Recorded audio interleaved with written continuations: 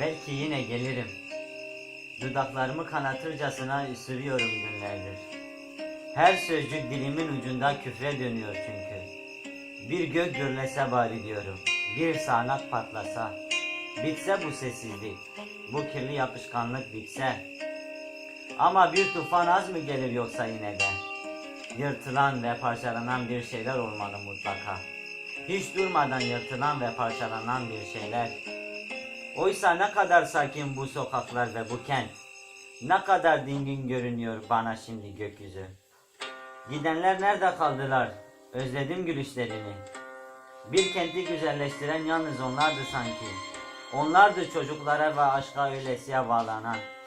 Kadınları güzelleştiren herhalde onlardı. Tükürsem cinayet sayılırdı, diyordu birisi. Tükürsek cinayet sayılıyor artık. Ama nerede kaldılar? Özledim gülüşlerini onların. Uzun uzun bakıyorum kıvrılan sokaklara.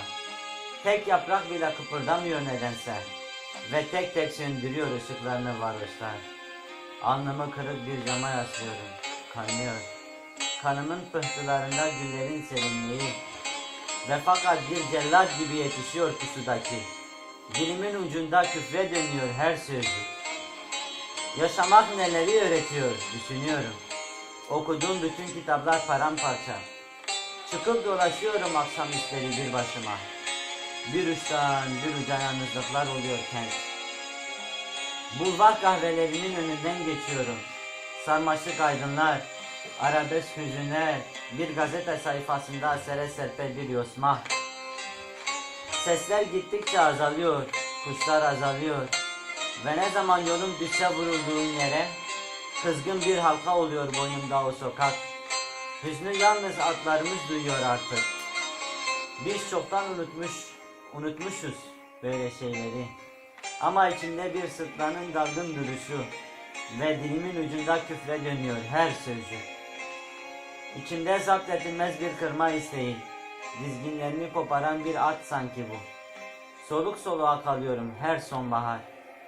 Ve sevgilim ne zaman hoşgörülü olsa bir yolculuk düşüyor aklıma, gidiyorum.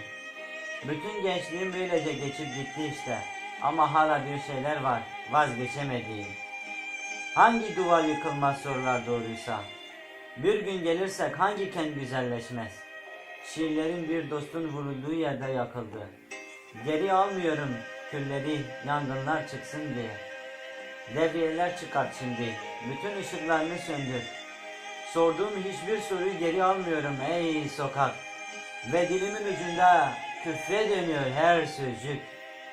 Dudaklarımı kanatırcasına ısırıyorum günlerdir. Bir gök gürlese bari diyorum, bir sağanak patlasa. Bitse bu kirli ve yapışkan sessizlik. Hiç gitmesem, oysa ne kadar sakin sokaklar. Bu kent ve bütün yeryüzü. İpince bir su gibi süzüyorum gecenin tenha göğüne. Sessizce çekip gidiyorum şimdi. Sessiz ve kimliksiz. Belki yine gelirim. Sesime ses veren olursa bir gün.